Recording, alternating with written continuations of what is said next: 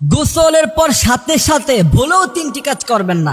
যদি করেন তাহলে আপনি মারাত্মক অসুস্থ হয়ে যাবেন। বয়স 40-50-এর পরে দেখবেন আপনি কঠিনভাবে অসুস্থ হয়ে গেছেন। কারণ এই অসুস্থতাটা একদিনে কেউ হয় না, আস্তে আস্তে ধীরে ধীরে মানুষ এই অসুস্থতাগুলি গ্রহণ করে। এই জন্য বিশ্বনবী সাল্লাল্লাহু আলাইহি সাল্লাম তিনি যে কথাগুলি বলেছেন 1500 বছর পরে ডাক্তাররা যে কথাগুলি বলছে বিশ্বনবী সাল্লাল্লাহু আলাইহি সাল্লামের সাথে সেই কথাগুলি মিলে গিয়েছে। আমি বড় আশ্চর্য হই যে রাসূল 1500 বছর আগে কি সুন্দর কথা তিনি বর্ণনা করে গিয়েছেন। গোসল করার পর সাথে সাথে প্রথম নাম্বার যে ভুল করা যাবে না সেটা হচ্ছে গরম খাবার খাওয়া যাবে না। গোসল করার পর সাথে সাথে আপনি দেখেন ডাক্তাররা বলছে একটা মানুষ যখন গোসল করে আসে তার শরীরটা ঠান্ডা থাকে তখন, আর মানুষ যখনই কোনো খাবার গ্রহণ করে তখন তার স্টমাকে গিয়ে নাড়া দেয়, মানুষের শরীর একটু গরম হয়। বিশেষ করে গরুর গোশত খাওয়ার পরে দেখবেন মানুষের শরীরটা একটু গরম হয়ে যায়। সুতরাং আপনার শরীর এইমাত্র ঠান্ডা ছিল, এইমাত্র যদি আপনি খাবার গ্রহণ করেন তাহলে ডাক্তাররা বলছে আপনার পাকস্থলীর যে সার্কুলেশন আছে সেটা বডির মধ্যে ট্রান্সফার হয়ে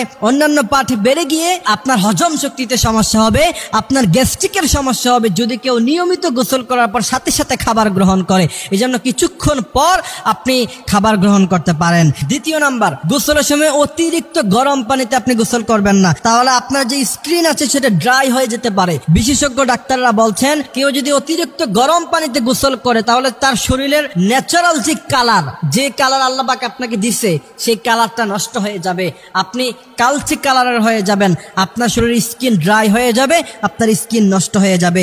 এই জন্য অতিরিক্ত গরম পানিতে গোসল করা যাবে না।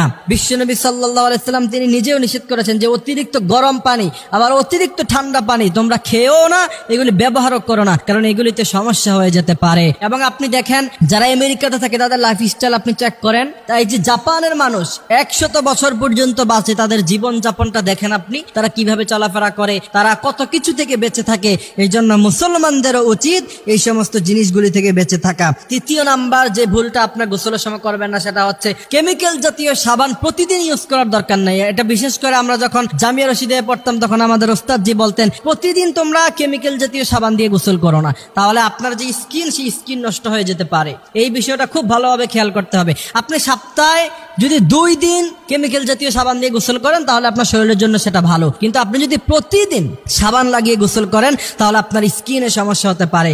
এই জন্য প্রিয় ভাইয়েরা আমার, এই বিষয়গুলি আমাদেরকে অবশ্যই খেয়াল রাখতে হবে।